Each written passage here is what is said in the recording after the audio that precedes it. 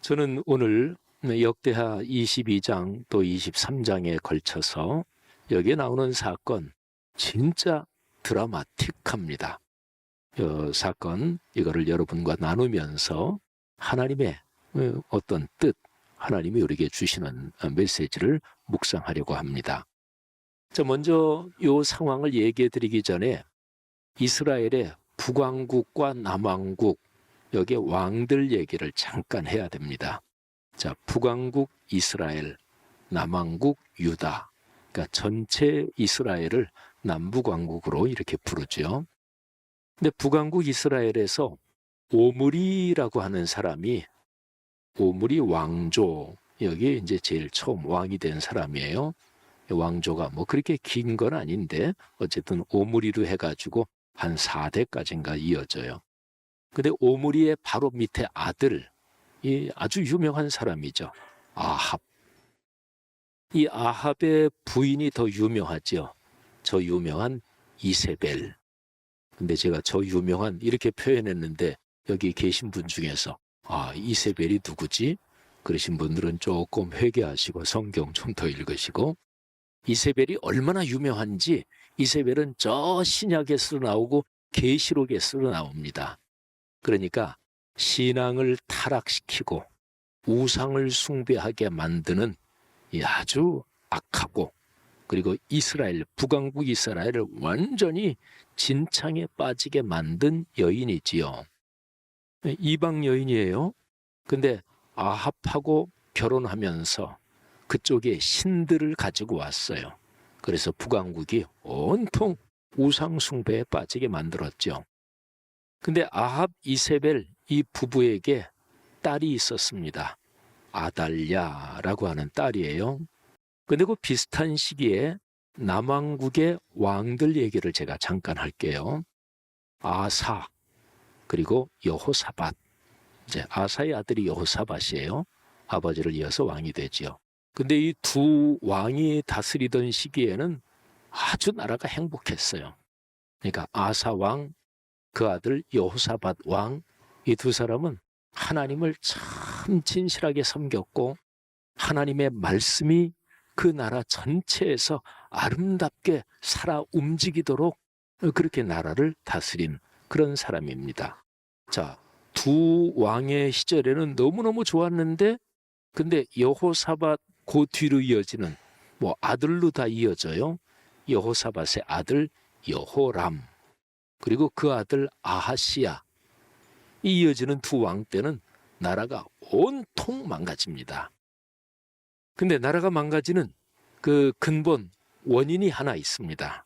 자, 여호람, 뭐 얼마나 망가졌는지 몰라요. 이 여호람 왕은요, 나라를 다스리면서 얼마나 악하게 또 우상을 숭배하고 나라를 온통 망가뜨렸냐면, 이 사람이 죽을 때 모습이 성경에 기록이 되어 있는데요. 구약성경 바로 역대하죠. 21장 20절에 이렇게 기록되어 있습니다. 여호람이 죽을 때 아무도 여호람을 아껴주는 사람이 없이 그렇게 세상을 떠났다. 비참한 삶이죠. 여호람은 중병에 걸려서 죽었는데 하나님이 치신 거예요. 성경에 아주 명확하게 기록되어 있습니다. 그래서 아끼는 자 없이 세상을 떠났다. 그리고 여호람 왕인데 왕의 묘실에 장사되지도 못했어요. 말하자면 죽고 나서 그 남왕국 유다에서 왕이었지만 사실상은 왕으로 인정하지 않은 거예요. 여호람이 그렇게 비참한 사람이었어요. 여호람의 아들 아하시야도 뭐 아버지 뭐 그런 걸 그대로 본받아서 우상을 숭배하고 난리를 피운 사람이에요. 이 아하시야가 북왕국 이스라엘 이쪽하고 아주 가깝게 지냈죠. 그래서 북왕국의 왕이 이제 병들었는데 병문안 갔다가 객지에서 예후라는 북왕국의 장군한테 죽어요. 그러니까 객사를 한 거죠. 아무튼 이 두 왕, 그러니까 이 여호람 왕하고 아하시야 왕, 이 두 왕은 아주 나라를 엉망으로 만든 사람이었어요. 자, 원인이 여호람의 부인 때문에 그래요. 여호람의 부인이 저 북왕국 아합 이세벨의 딸 아달랴가 이 여호람 왕하고 결혼을 합니다.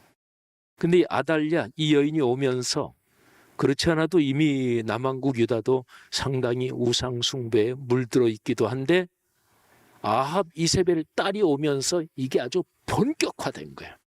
그래서 나라 안에 우상 숭배가 성행하고 그러면서 나라가 엉망진창이 됩니다. 자, 어쨌든요, 바로 이런 상황에서 이제 오늘 본문 여기에 사건이 벌어지는 거예요. 아까 제가 아하시아 이 남왕국 유다의 왕이 북왕국의 왕 병들어서 병문안 갔다가 거기 가서 죽었다 그랬지요.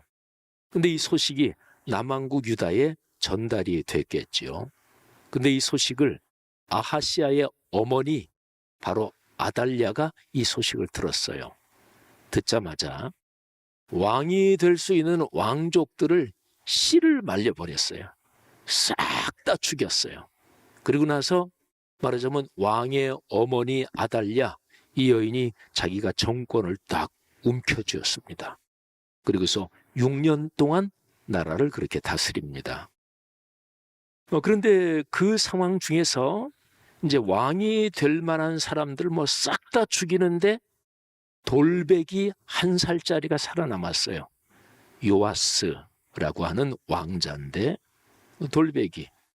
근데 살아남았는데 그 이유는 여호사부앗이 공주인데 여호람과 그리고 아달랴 요 부부 사이에서 태어난 공주인지 뭐 아니면 왕들이 부인이 여럿 있었으니까 여호람과 다른 왕비 사이에서 태어난 딸인지 그거는 성경에 명확히 나오진 않아요. 근데 어쨌든 여호사부앗 공주가 이 요아스를 몰래 숨겨서 살립니다. 우선은 자기의 침실에 유모하고 돌베기 요아스 왕자를 숨겨서 죽임을 당하지 않게 하고 그리고 나서 6년 동안 이 요아스 왕자를 하나님의 성전에서 숨겨서 기릅니다. 그런데 여기에 여호사부앗이라는 이 공주의 남편이 대제사장이거든요. 여호야다. 그래서 이 내외가 요아스 왕자 그리고 유모까지 해서 하나님의 전 성전 어디에다 숨기고 키우는 거예요. 그렇게 6년의 세월이 흘렀습니다. 그러니까 요아스 왕자가 7살이 된 거지요. 근데 먼저 한번 이 생각을 잠깐 해보세요. 6년 동안 남왕국 유다가 얼마나 망가지고 얼마나 힘들었을까. 여러분, 우상을 숭배하고 그리고 미신을 쫓고 이런 사람들의 전형적인 특징이 있습니다. 도덕, 윤리 감각이 없습니다. 공적인, 사회적인 공공성 이런 거는 전혀 관심이 없습니다.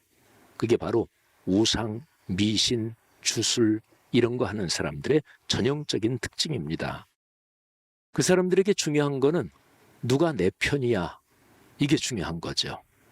나하고 가까워? 나한테 이익이야 손해야? 저 사람 내가 옛날에 저 사람한테 도움받았지 뭐 이런 거죠. 그러니까 공적인 의식은 없고 사적으로 연결된 인간관계로 삶을 그렇게 보는 거예요.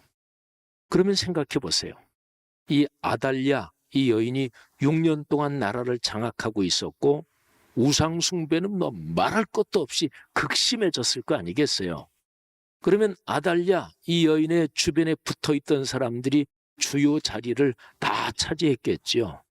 그런데 6년이 지나고 이제 요아스 왕자가 7살이 되던 어느 때 대제사장 여호야다가 용기를 내서 요아스 왕자를 왕으로 즉위시켜야 되겠다 결심을 하고 행동을 개시합니다. 자, 오늘 우리가 같이 읽은 성경 말씀 23장 1절에 이렇게 기록이 되어 있습니다. 제7년에 그러니까 요아스 왕이 7살 되던 해 뭐 이런 뜻으로 보시면 돼요. 제7년에 여호야다가 용기를 내어 백부장들 5명하고 언약을 맺고 이제 거사를 개시합니다. 근데 여기에 용기를 내어 이 표현을 조금 생각해 봐야 됩니다. 용기가 있어야 그 일이 가능했겠죠. 근데 이거를 정확하게 얘기하면 목숨을 걸고 이 뜻입니다. 아달랴라고 하는 여인이 국가 권력을 쥐고 있는데, 그런데 왕을, 요아스를 왕으로 세운다는 거잖아요. 이거는 발각되면 그냥 죽는 거지요. 그러니까 용기를 내어 이거는 목숨을 걸고. 자, 일을 세 단계로 진행합니다. 먼저는 가장 핵심적인 5사람에게 이 일을 얘기합니다. 23장 1절에 백부장 5명의 이름이 명확하게 나옵니다. 중요한 사람들이 있죠. 한번 들어보세요. 여로함의 아들 아사랴, 그러니까 아사랴. 그 다음에 뭐 누구의 아들 이게 쭉 나오는데 그 사람 이름만 부르면 두 번째가 이스마엘, 세 번째가 또 동명이인이에요. 아사랴. 네 번째가 마아세야, 다섯 번째가 엘리사밧. 그리고 여기에 엘리사밧 등과 더불어 언약을 세우매 그랬으니까 이 5명 말고 핵심 멤버들이 조금은 더 있었을 거예요. 근데 5명의 이름이 정확하게 기록된 것은 이들이 핵심적인 인물이기 때문에 그랬겠죠. 이들과 언약을 세웠습니다. 언약을 세웠다는 표현은 하나님 앞에서 맹세를 했다. 하나님 앞에서 자기의 온 마음을 들이고 목숨을 걸었다. 이걸 뜻하는 거예요. 자, 여러분, 이 5명은 대제사장 여호야다, 또 그 부인인 공주 여호사밧과 함께 목숨을 걸었습니다. 이게 1단계예요. 그 다음에 두 번째, 요 5명의 백부장들, 이 사람들이 유다 전역으로 비밀리에 두루 다닙니다. 그래서 유다 모든 고을에서 레위 사람들, 이스라엘 지도자들을 모았습니다. 그러니까 사람 범위가 좀 더 넓어지겠죠. 이 정도 되면 발각될 가능성도 더 커지겠죠. 근데 굉장히 조심스럽게, 은밀하게, 철저하게 진행하는 것 같아요. 그래서 발각되질 않았어요. 어쨌든 좀 더 많은 사람들이 세를 규합해가지고 그 사람들이 예루살렘으로 또 비밀리에 잘 이렇게 모여들었습니다. 이게 두 번째 단계입니다. 그러니까 중간 지도자들이 규합이 된 거지요. 그리고 맨 마지막 세 번째 단계는 거기에서 좀 더 많은 사람들이 모여서 드디어 거사를 진행하는 거예요. 그게 3절입니다. 3절 기록이 이렇습니다. 온 회중이 하나님의 전에서 왕과 언약을 세우매. 그러니까 그 5명의 백부장들, 우리로 치면 영관급 장교 정도 된다고 보시면 돼요. 거기에서 중간 지도자들이 더 모이고, 그리고 드디어 거사하는 날 또 사람들이 더 모인 상황에서, 그러면서 하나님의 전 성전에서 즉위시킬 요아스 왕자 7살짜리 그 왕과 하나님 앞에서 언약을 세웁니다. 자, 그리고 대제사장이 아주 중요한 말을 합니다. 거기에 모인 사람들에게 이렇게 얘기합니다. 여호와께서 다윗의 자손에게 대하여 말씀하신 대로 요아스가 왕이 돼야 된다. 이거는 메시아 언약과도 연관이 있습니다. 그러니까 하나님께서 다윗에게 내 가문에 내가 항상 등불을 주겠다. 이게 사실은 메시아 언약, 예수 그리스도와 연관이 되거든요. 아무튼 이 대제사장은 하나님께서 다윗에게 다윗의 가문에 주신 그 말씀의 언약, 말씀을 따라야 된다. 그 말씀대로 요아스, 이 7살짜리 이 왕자를 왕으로 세워야 된다. 그러니까 요점은 이겁니다. 하나님의 말씀이 다시 바로 서야 된다. 자, 그래가지고 이제 구체적으로 이제 작전 계획을 세우지요.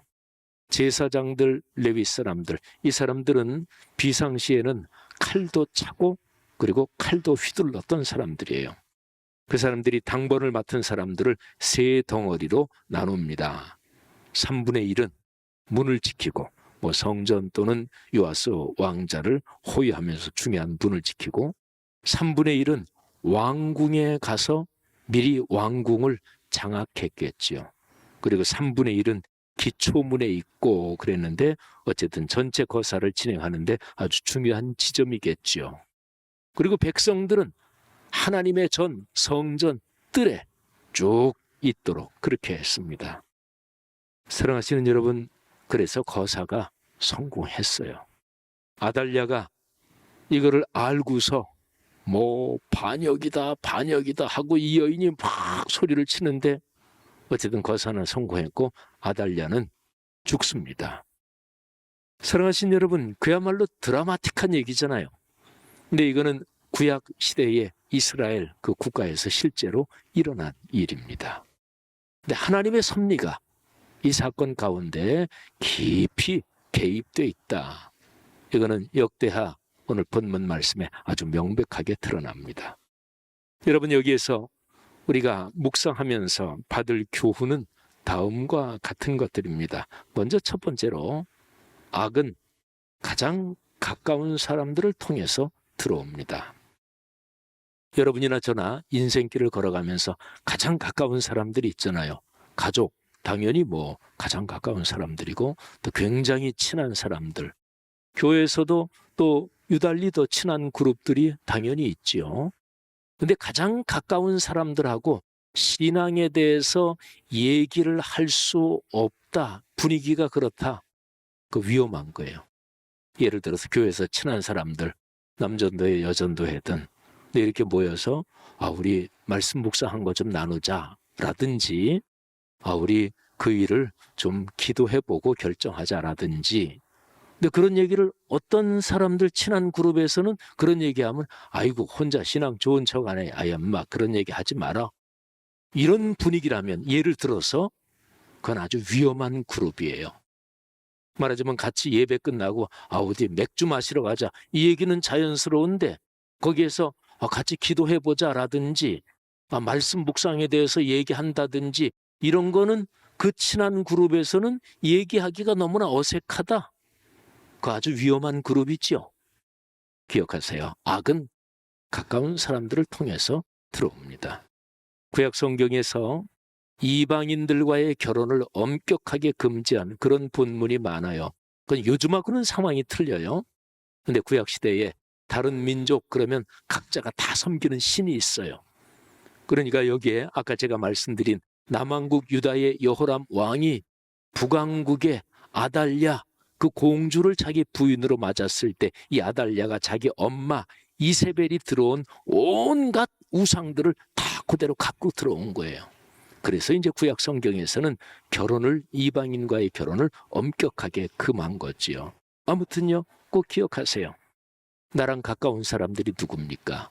그 가까운 사람들 안에서 진지하게 신앙에 대해서 얘기할 수 있어야 합니다. 교회 안에서 어떠세요? 친한 사람이면 그냥 또 교회 안에서 무슨 남녀전도회 당회 여러 군데서 결정할 때 나랑 친하니까 그냥 같이 끼리끼리 편 먹고 혹시 그렇게 하진 않아요? 그러면 안 되잖아요. 그죠? 악은 죄악에 빠지는 거는 가까운 데서 옵니다. 그러니까 공적인 의식이 분명해야 돼요. 성경적인 윤리 도덕 의식이 분명해야 됩니다. 사적으로 모든 게 돌아가면 그거는 망하는 지름길이에요. 두 번째, 오늘 여기 성경 본문에서 우리가 묵상할 하나님의 뜻은 이런 것입니다. 하나님의 뜻은 결코 꺾이거나 끊어지지 않습니다. 더군다나 하나님의 뜻에서 중심적인 흐름은 진짜로 그렇습니다. 그러니까 하나님이 다윗에게 항상 내 자손 중에 등불을 준다. 예수 그리스도 구원 이 역사하고 축이 걸린 거거든요. 근데 그거를 누가 끊어요? 아달랴가 완전히 왕이 될 씨를 전부 다 말려버리는데 그런데 거기에서 돌베기가 살아남잖아요. 하나님의 섭리입니다. 사랑하신 여러분, 여러분의 인생길을 걸어가는데 중요한 일에 다들 애를 쓰잖아요. 그죠? 누구나 다 마찬가지죠. 중요하지 않은 일에 돈 들이고 시간 들이고 그러진 않죠. 다 중요한 일에 돈도 쓰고 시간도 들이고 애를 쓰고 밤잠 못 자고 노력을 하고 그러죠. 그런데 각 사람이 생각하는 중요한 일은 다 달라요. 어떤 사람은 이게 중요하고 어떤 사람은 저게 중요하고 그게 다르지만 아무튼 자기가 생각하는 중요한 일, 거기에 사람은 애를 쓰고 헌신하며 사는 거예요. 사랑하신 여러분, 그런데 그 중요한 일하고 하나님의 뜻하고 이게 같이 걸리는 것, 이게 축복입니다. 여러분 어떠세요? 지금 여러분이 내가 요즘 제일 중요하게 생각하는 일 어떤 거 한번 머리에 떠올려 보세요. 그리고 내가 그거를 중요하다고 생각하고 또 그 일을 어떻게 됐으면 좋겠다 생각하는 그게 하나님이 내 생각, 하나님이 내 상황에 대해서 기뻐하실까? 그 생각을 하셔야 되는 거예요. 나는 중요하다고 생각하고 그러는데 내가 신앙인으로서 신앙의 정도는 다 달라요. 성숙도도 다 다르고 그거는 어떤 면에서 상관없어요. 근데 지금 내 상태, 내 신앙으로 내가 양심적으로, 신앙 양심적으로 진지하게 생각해서 그래, 하나님께서 지금 내가 중요하다고 생각하고 내가 생각하는 이거를 하나님도 기뻐하실 거야. 이 정도 생각은 돼야 돼요. 그런데 최악의 상황이 뭐냐면 내가 생각할 때 하나님이 이거는 기뻐하지 않으실 거야. 자기가 그렇게 판단하는데도 그런데도 계속 그 길로 가는 거, 이게 신앙이 망가지는 거예요. 그러면 그런 자의식을 가지고 있는 사람은 조금 더 가잖아요. 시간이 지나잖아요. 그러면 반드시 자기 합리화를 합니다. 그래서 아니야, 뭐 이렇게 다들 사는데 뭐 이것도 신앙 중에 하나지 뭐, 자기 합리화를 하든지 아니면 신앙하고 반대되는 자의식을 가지고 신앙에서 멀어집니다. 불행한 거죠. 자, 세 번째, 마지막으로 또 하나 중요한 묵상을 할까요? 여러분, 사람의 목숨은 하나지요. 그런데 그 목숨을 어디엔가는 걸어야 그게 삶이에요. 근데 내 목숨 하나밖에 없는 생명을 어디에 걸어? 절대로 목숨은 안 걸지. 여러분, 그런다고 그 하나밖에 없는 목숨이 안 없어지고 계속 있어요? 그러지 않잖아요. 언젠가 목숨은 다 수명을 다 하잖아요. 생명은 언젠가 마감되는 기간이 있잖아요. 그러니까 내가 목숨을 안 걸어도 내 생명은 언젠가는 끝나요. 자, 그렇다면 아주 중요한 게 있습니다. 내가 하나님의 뜻의 중심에 걸린 그 문제에 대해서 내 생명을 거는 것, 이게 축복입니다. 사랑하신 여러분, 내 목숨 하나밖에 없지만 내 목숨을 귀한 데 거는 거, 거기에 하나님의 보호하심, 그리고 하나님의 축복, 하나님의 강력한 개입이 거기에 있는 거예요. 우리가 언제 내 생명이 끝날지 그건 사람들마다 뭐 아는 사람 아무도 없죠. 그런데 나이 많으신 분들이 그런 얘기하는 거 다들 들으셨을 거예요. 아이고, 나이가 점점 들수록 얼마나 시간이 빨리 가는지 몰라. 그런 얘기는 다 한 번씩들 들어보셨죠? 그러니까 40대, 50대 시간보다 60대 시간이 더 빨리 가고 또 70대, 여기에 80 넘으신 어르신들, 얼마나 시간이 빨리 가는지 모르겠다.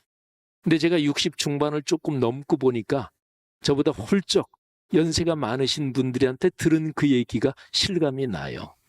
그런 거잖아요.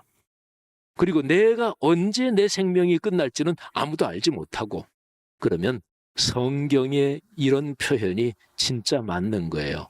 여러분이나 저나 잠깐 후면 주님 앞에 서게 될 것입니다. 그때 결산하잖아요. 그때 결산할 때 하나님께서 잘했다, 고맙다, 수고했다, 내가 네게 상급을 주마, 이렇게 결론이 나야 되잖아요. 그러면 제일 중요한, 하나님이 생각하시기에 중요하다고 생각되는 일에 내 목숨을 걸고 내 생명을 거기에 헌신하는 거예요. 어차피 생명은 언젠가는 끝나고, 또 괜히 엉뚱한데 막 신경 쓰고 막 목숨을 걸고 뭐 그러지 마시고.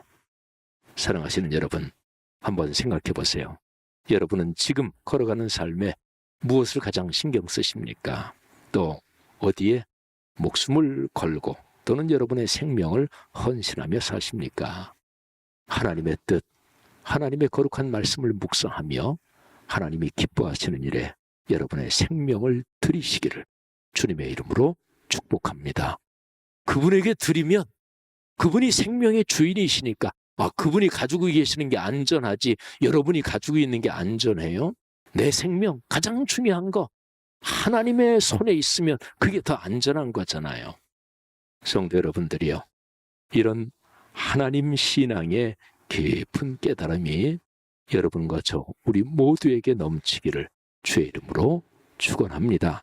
그리고 여러분 자신과 아들, 딸, 손녀, 손자, 가문 대대로 하나님의 손을 꼭 붙잡고 걸어가는, 그래서 하나님이 보호하시고 축복하시는 것을 넉넉하게 누리시기를 주님의 이름으로 축원합니다.